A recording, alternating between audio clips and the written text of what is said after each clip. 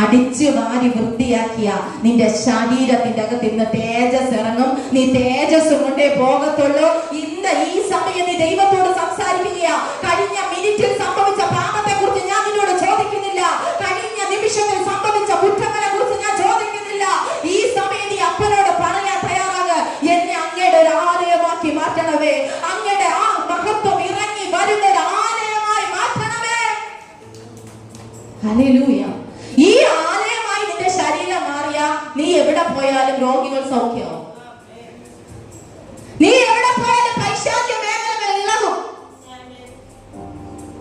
നീ എവിടെ പോയാലും ഒരു അത്ഭുതമായി മാറും. പുറകിൽ കിടക്കുന്ന നീ ഒന്നാമതായെത്തും. ഏറ്റവും പുറകിലാണോ നിന്റെ സ്ഥാനം, നീ ഒന്നാമതായെത്തും. ആരോടോ വർഷിക്കുന്നു പറയുന്നു. ഏറ്റവും പുറകിലായി പോയി ആരൊക്കെ ഇതിന്റെ അകത്ത് കേൾക്കുന്നുണ്ട്.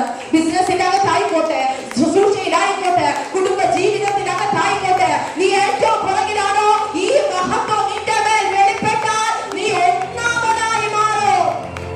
അതാ ഇന്ന് പാടിയത്. ചിലരെ മാറി കടന്ന് എന്റെ അടുത്ത് വന്നു. എന്റെ അടുത്ത് വരണമെങ്കിൽ എനിക്ക് എന്തൊക്കെയോ ഗുണങ്ങളുണ്ട്. പിടികിട്ടുന്നുണ്ടോ? കർത്താവ് പറയുന്നത് അതുപോലെ ചെയ്യുന്ന ജനറേഷൻ ചോദ്യം ചോദിക്കത്തില്ല.